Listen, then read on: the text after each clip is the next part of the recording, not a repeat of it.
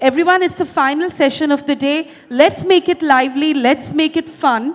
We've got our two speakers and I hope they are ready here. So everyone, please put your hands up as I invite on stage from Refinitiv, we have Mr. Debajit Saha. And Mr. Debajit Saha is going to be speaking to us on global gold and silver fundamentals. Mr. Debajit Saha is a lead analyst for precious metals research Refinitiv, which is an LSEG business.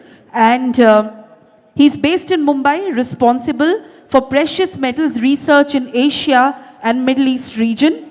He joined Thomson Reuters in 2018 as a senior analyst and then moved to Refinitiv when it was newly formed.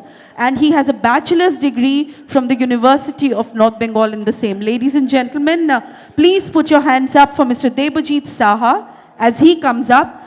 After Mr. Saha, Mr. Chirag Mehta, the CIO of Quantum AMC, shall be addressing us. And I'll read out his profile when he's ready to begin. Good evening and thank you very much for attending this session.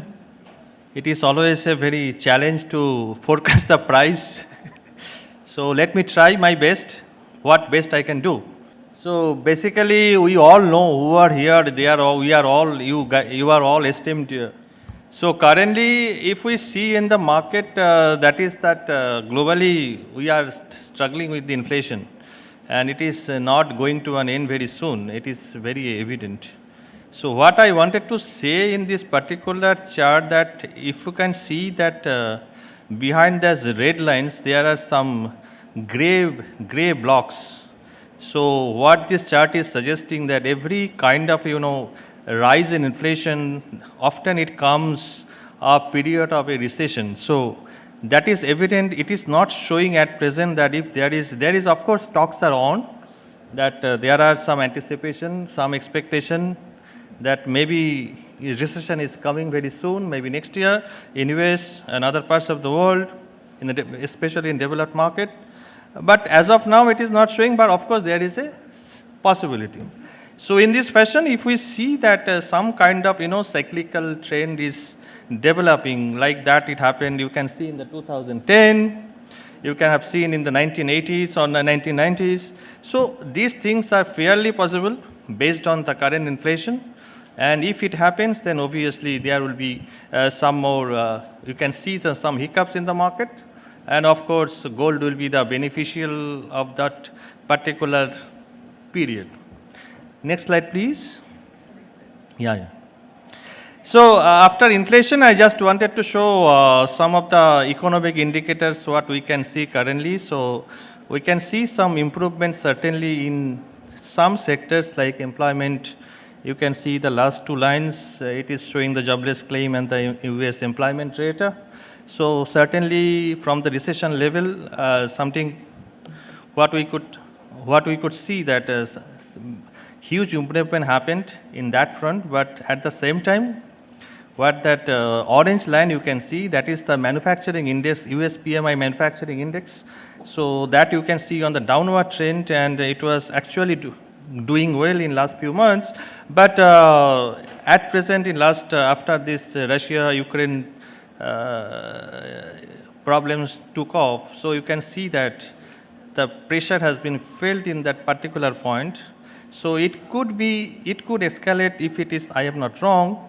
So that would also a big concern at this point of time. But otherwise, if we see the employment and others data, it is not so bad. In fact, it has improved a lot. So this is the third chart what I want to highlight, since I note that it is that gold versus US 10-year real yields. It is inflation adjusted return on US 10-year bond. So you can see the line on the purple, that it is actually the left hand side, you can see that it is that scale, and right hand side is showing the gold rate. So this is the gold, and that side it is the US Treasury. So if you can see the US Treasury, it is actually turned positive recently, and you can see that when their talks were on, you can remember there are so many newspapers, so many reports were showing gold will hit 2,500, 3,000. It never happened. So You can see, if you study this chart, you can see why it has not happened. My point is, whenever bad, how bad is the news, it doesn't matter. After a certain point of time, market has to discount. Reason is very simple, $2,000 I should buy gold. It is a price to buy aggressively at that point? Certainly not. So that's in that point, that was one of the reason that we could see the first in around 2050-60 level. That was the first time we could see the first point of resistance came, and ultimately market has also taken that into account that this treasury has done enough. So there should be some pullback. So out of this, calculations, these things actually turn around, and eventually we could see that interest rate has turned positive at present, and it doesn't mean that it will continue. It can certainly go negative, considering the kind of negative kind of inflation we are in. So point is, whenever we are bullish, of course we will be bullish, of course we will be bearish, but at some point of time we have to understand that asset price cannot move in a single direction. So this is that gold chart I have drawn from 2016 low to high of the recent high. So it is very simple chart. It is just a retracement what we could see. And if we could see that whole duration from 2016 to that up to that 1600 level, so there is 2016 level.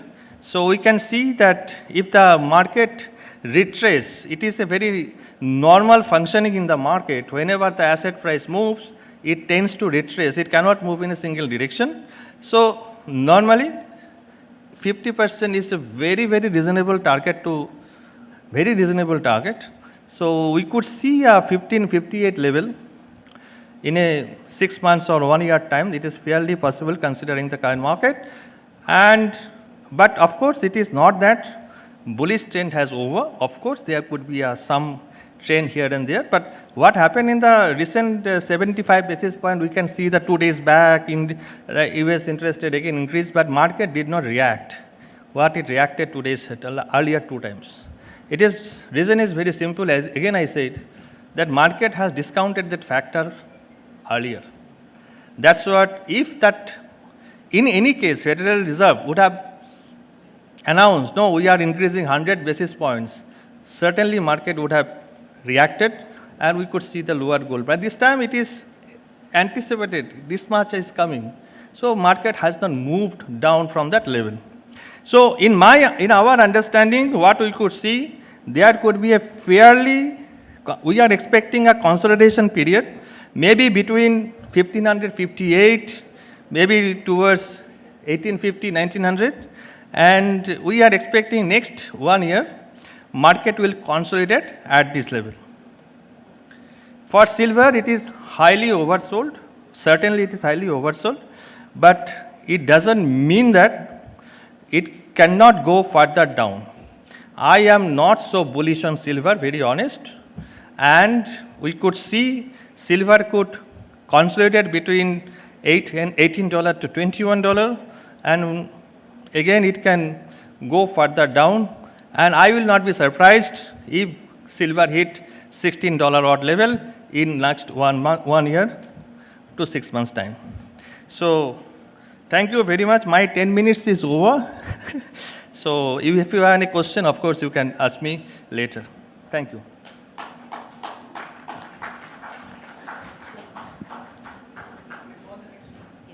So we already have Chirag sir already up here on the podium.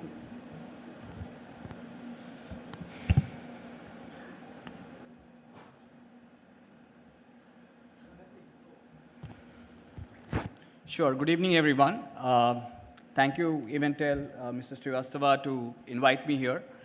I've been tracking gold markets since 2007, and we've seen ups and downs in markets, but today, not much from a price prediction perspective. I'm talking about the trends that we see in the gold industry evolve. What are the kind of trends that we're seeing in Indian markets, and what are the implications for the industry as a whole. So I'll run a few slides and happy to take any questions thereafter. So if you look at India's wealth, overall wealth of Indians, 15% is parked in gold. We have been accumulating and called as big hoarders of gold over years. It totals about 15% of India's allocation. Physical assets, including gold and property, is close to about 65% odd in total. So if you look at the other assets, are significantly lower, right? About 35% of other assets other than property and gold. But the trend that we are seeing incrementally, the physical assets may be losing to financial assets unless we take cues and get things right. If you look at India's has 15% gold, and numbers tell us that 15% is the right allocation that Indians should have. So if you look at different levels of portfolio, for example, we have created a simple portfolio of equity and gold. On the left-hand side, you have 100% equity, and at each portfolio going forward, we have reduced equity allocation by 5% and increased gold allocation by 5%. So if you look at the 85-15 allocation, you don't reduce your returns from equities, but you lower your risk significantly.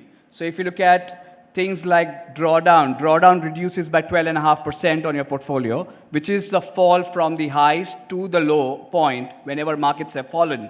You reduce your drawdown significantly. You reduce your standard deviation, which is volatility, ups and down movement of your portfolio, by about 5 percentage points, which is significantly large. So overall, gold does benefit your portfolio significantly, and 15% allocation to gold is ideal from an investor allocation perspective. So Indians so far have got it right. Are we on track to maintain that, or are we on track to lose it? Also, gold is like a portfolio insurance, right?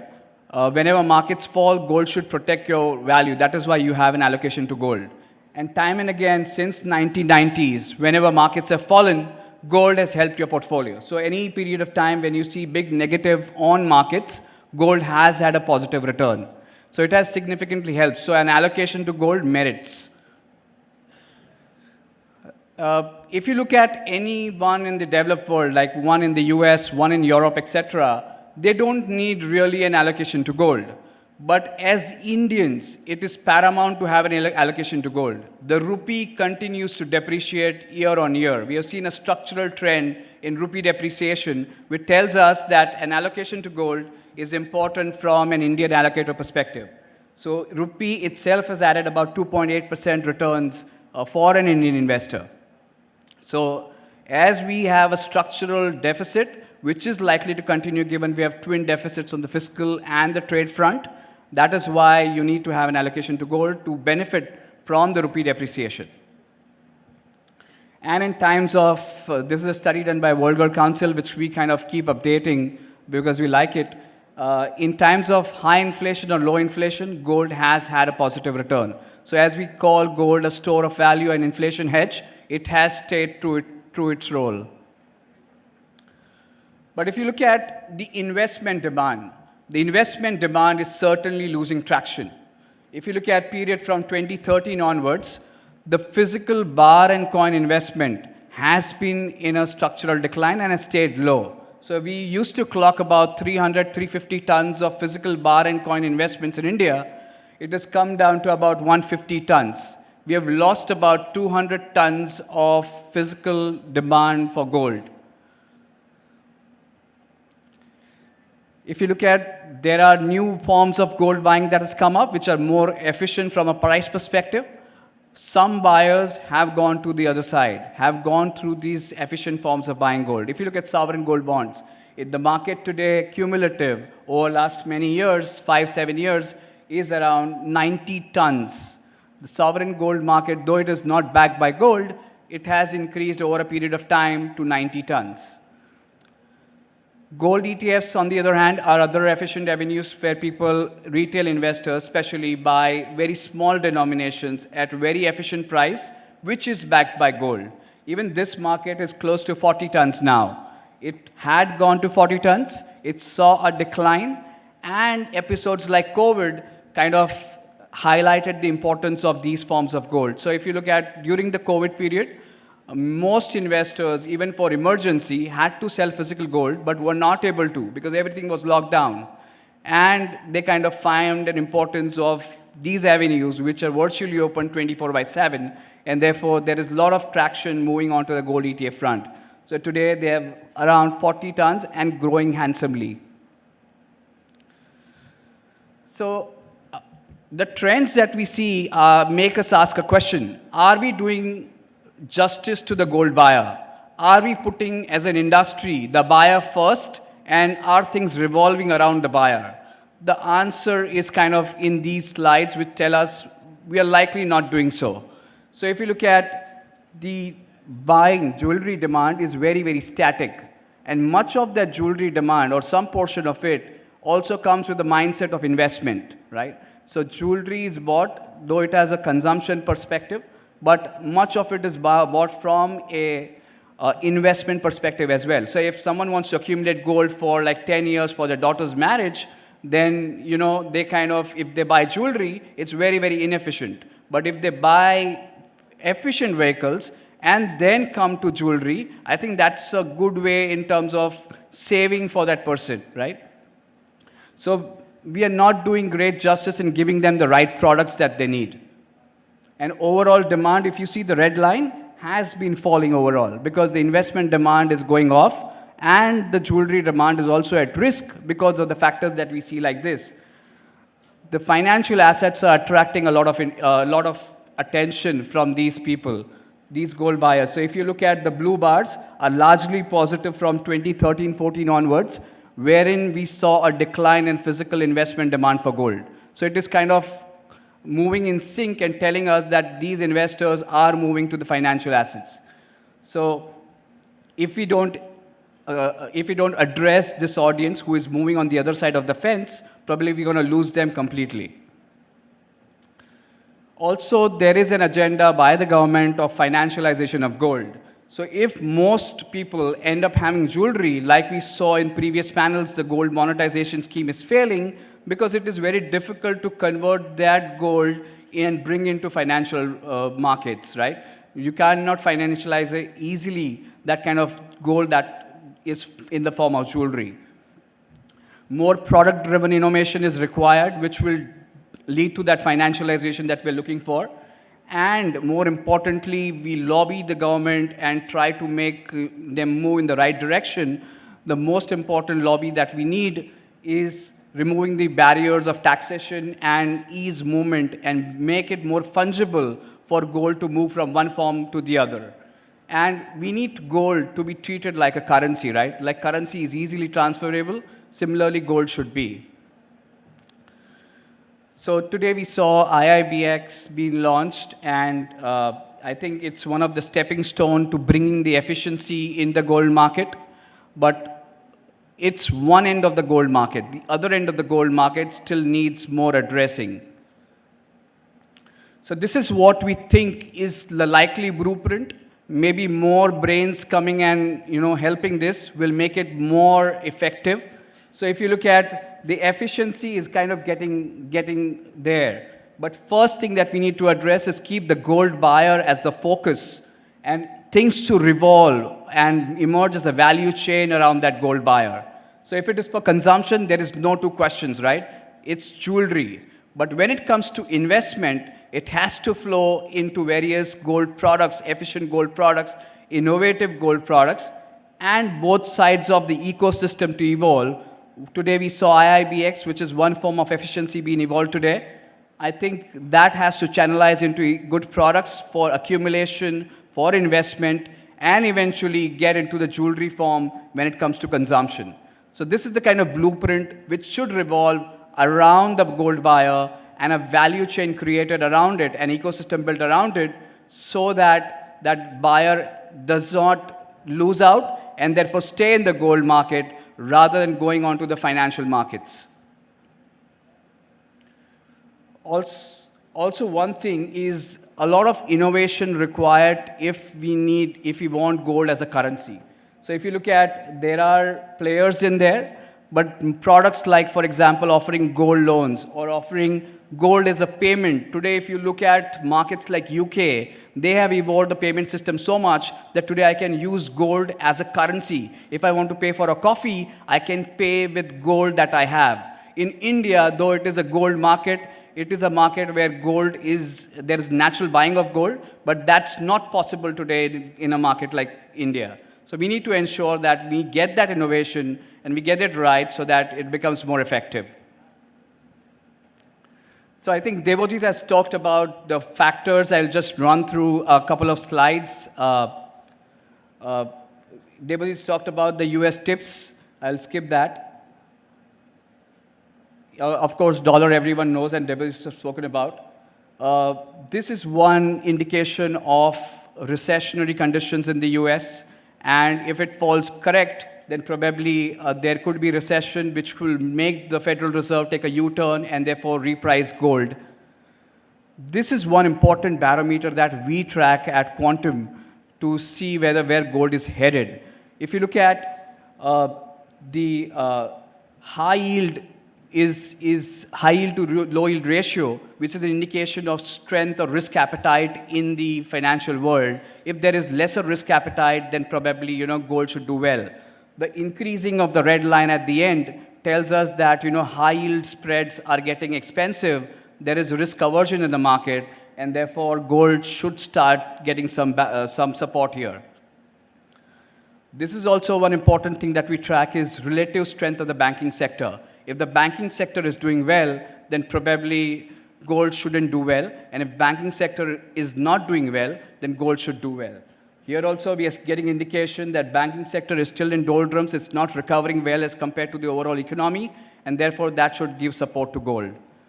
Overall, we think that gold should be in a range-bound movement for some more time. If there are more recessionary pressures in the economy in the US, it could compel the Fed to take a U-turn, and whenever they take a U-turn, maybe 6 months, 1 year down the line, I think gold should get repriced. That's our view. And probably until then, next 6 months or so, gold should remain range-bound or around the levels that it prevails today, and post that, it should start moving up. So thank you so much, everyone. Happy to take any questions that you have.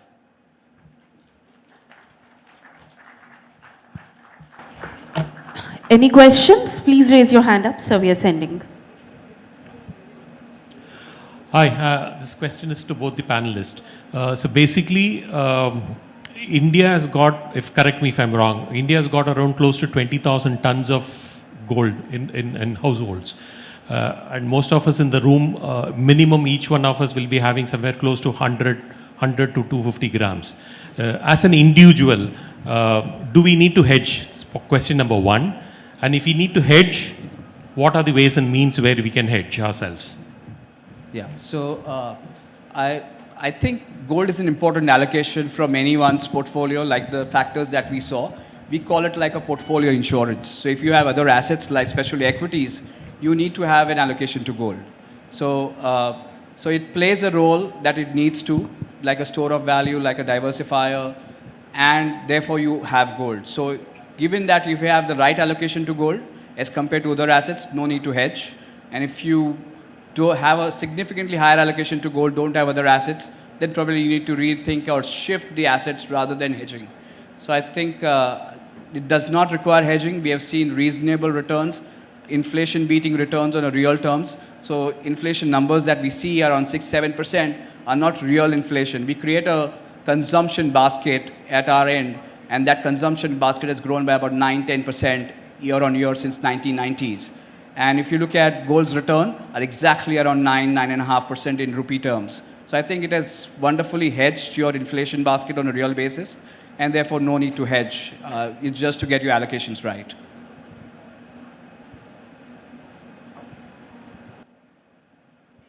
Any more?